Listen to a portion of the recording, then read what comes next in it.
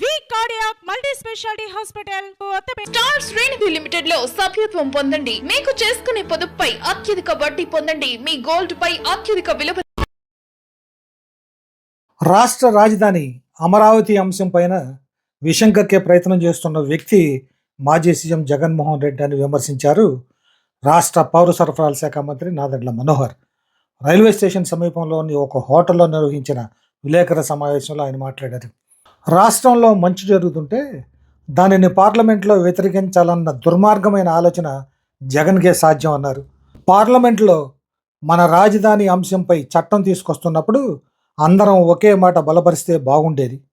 జగన్ వల్ల టెక్నికల్గా ఒక మార్పు తీసుకురావాలని కోరారని, ఈ పరిస్థితి జగన్ వల్లే దాపురించిందని ఆవేదన వ్యక్తం చేశారు మంత్రి మనోహర్. 3 ప్రాంతాల మధ్య చిచ్చు పెట్టేందుకు 3 రాజధానుల అంశం తెర మీదకి తెచ్చారు జగన్ అని ఎద్దేవా చేశారు.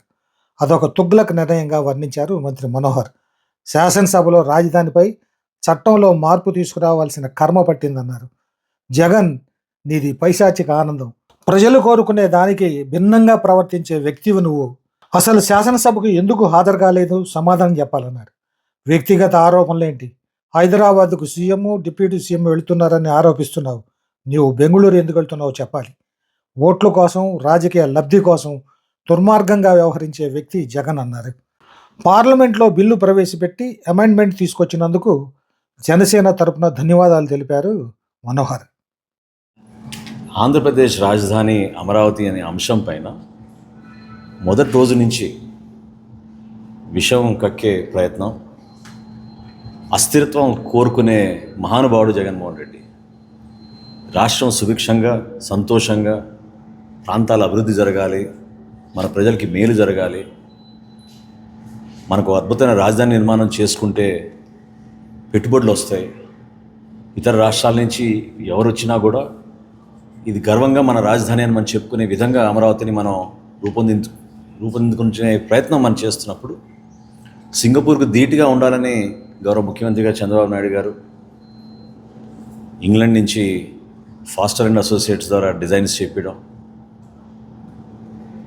అసెండాస్ సుర్బానా జురాంగ్ దగ్గర నుంచి మనం డిజైన్స్ తెప్పించుకుని మాస్టర్ ప్లాన్ తెప్పించుకోవడం, ఆ ప్రయత్నాన్ని కొనసాగించాల్సిన బాధ్యత ఉందని ఇంకిత జ్ఞానం కూడా లేని వ్యక్తి జగన్మోహన్ రెడ్డి.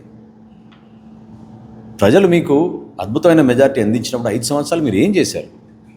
పరిపాలన చేతగాక, పదవుల కోసం గతంలో మీరు ఏ విధంగా రాష్ట్ర విభజనని ప్రోత్సహించారు, ముఖ్యమంత్రి అవడానికి మీరు ఏ విధంగా తెలంగాణ ఆంధ్రప్రదేశ్ విడిపోతున్నప్పుడు మీరు ఢిల్లీలో ఏ విధంగా కార్యక్రమాలు చేశారో, ఈరోజు కూడా అదే విధంగా 3 ప్రాంతాల మధ్యన చిచ్చు పెట్టడానికి కోసం 3 ప్రాంతాల్లో మేము రాజధానులు ఏర్పాటు చేస్తామని గతంలో మీరు తీసుకున్న తుగ్లక్ నిర్ణయాన్ని ప్రజలు గుర్తుపెట్టుకోవాలి. అసలు నాకు ఆశ్చర్యం కలిగిస్తుందంటే, ప్రజా జీవితంలో ఒక అద్భుతమైన అవకాశం మీకు కలిగింది. ప్రజల కోసం ఒక రాజధాని నిర్మాణం గత తెలుగుదేశం ప్రభుత్వం ప్రారంభించి పనులు వేగవంతంగా ముందుకు తీసుకెళ్ళినప్పుడు మీరు 5 సంవత్సరాలు ఎందుకు దాన్ని కొనసాగించలేకపోయారు? ఎందుకు మీరు ప్రారంభించలేకపోయారు? ఒక సెక్రటరియట్ బిల్డింగ్ కానివ్వండి, ఒక అసెంబ్లీ కానివ్వండి, హైకోర్టు కానివ్వండి, ఇతర ప్రాంతాల నుంచి, ఇతర రాష్ట్రాల నుంచి వచ్చి మనకి విద్యా సంస్థలు ఏర్పడి 100 కోట్ల రూపాయలు వాళ్ళు పెట్టుబడులు పెడితే మీరు కావాలని విధ్వంసం సృష్టించడానికి కోసం ప్రజావేదికని కూల్చి ఇదే అమరావతిని మనం విచ్చలవిడిగా ఒక భయాందోళన పరిస్థితి తీసుకొచ్చి రైతాంగాన్ని అవమానపరిచే విధంగా, రైతుల్లో ఉన్న మహిళల్ని ప్రత్యేకంగా అగౌరవపరిచే విధంగా చేసిన విధానం దుర్మార్గం. శాసనసభలో దీని గురించి చట్టంలో ఒక మార్పు తీసుకురావాలనే కర్మ పట్టింది మనకి. ఏ పార్టీ అయినా, ఏ నాయకుడైనా ప్రతిపక్ష నాయకుడు కాదు అసలు, అయినా కానీ ఆ పార్టీకి అధినేత కాబట్టి బాధ్యత తీసుకుని మనస్ఫూర్తిగా బలపరచాల్సిందే. పార్లమెంట్లో, శాసనసభలో మీరు అసలు రాలేదు, నిలబడలేదు, ప్రజల పక్షాన మీరు మాట్లాడలేదు. పోనీ మీ ఒపీనియన్ ఏంటి, మీరు ఏం కోరుకుంటున్నారు అనేది కూడా మీరు చెప్పచ్చు. ఎందుకు చెప్పలేదు? మీరు ఎందుకు రాలేదు మీరు శాసనసభకి? వ్యక్తిగతంగా ఆరోపణలు ఏంటండి? అసలు నాకు చాలా విచిత్రంగా అనిపిస్తుంది ఈ రోజున. చంద్రబాబు నాయుడు గారి గురించి, పవన్ కళ్యాణ్ గారి గురించి వీళ్ళు హైదరాబాద్కి వెళ్తున్నారని, అరే ఆ మాత్రం నీకు గుర్తులేదా?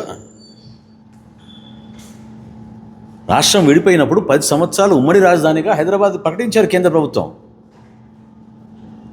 మేమందరం కూడా అక్కడే, మాకు ఇల్లులు ఉన్నాయి, పుట్టి పెరిగాం, నిలబడ్డాం. వీలైనప్పుడు వెళ్ళగలిగినప్పుడు వెళ్తూ ఉంటాం. నీలాగా బెంగళూరులో మాకు ఇల్లు లేవే, నువ్వు ఎందుకు వెళ్తున్నావు బెంగళూరుకి ఆంధ్రప్రదేశ్కి ఏం సంబంధం? సమాజంలో చిలికి తీసుకురావాలని ఓట్ల కోసం, రాజకీయ లబ్ధి పొందడానికి కోసం దుర్మార్గంగా వ్యవహరించే వ్యక్తి ఈరోజు తలదించుకునే విధంగా తెలుగు జాతి యావత్తు ఆలోచించాలి. పార్లమెంట్లో మన అంశం వచ్చినప్పుడు, మన రాష్ట్రానికి సంబంధించి వచ్చిన అంశం గురించి ప్రస్తావించినప్పుడు, కేంద్ర ప్రభుత్వం చట్టంలో మార్పు తీసుకొస్తున్నప్పుడు అందరం ఏకతాటిపైన నిలబడి ఒకే గలం వినిపించుంటే ఎంత అద్భుతంగా ఉండేది. కావాలని ఇదొక పైశాచిక ఆనందం. ప్రజలు కోరుకునే దానికి భిన్నంగా ప్రవర్తించే వ్యక్తి జగన్మోహన్ రెడ్డి.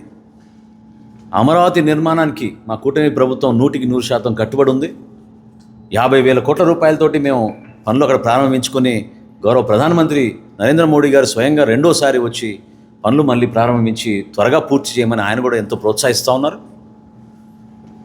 కానీ మీ దుర్మార్గమైన ఆలోచనల వలన ప్రజల్లో ఒక శాంతియుత వాతావరణం లేకుండా పెట్టుబడిదారులను బెదిరించి ఎవరైనా ఇక్కడికి వస్తే మేము రాబోయే రోజులు మేము క్యాన్సిల్ చేస్తామని ఇంత నీచమైన ఆలోచనలు అసలు మనం ఊహించని విధంగా ఒక పార్టీ అధినేత ఈ విధంగా ప్రవర్తిస్తున్నాడంటే నిజంగా మనం అందరం బాధపడాలి. జనసేన పార్టీ నుంచి ముందుగా గౌరవ ప్రధానమంత్రి గారిని ప్రత్యేకంగా మేము ధన్యవాదాలు తెలుపుకుంటున్నాం. పార్లమెంట్లో ఈరోజు బిల్లు ప్రవేశపెట్టి దాని అమెండ్మెంట్ తీసుకొచ్చినందుకు.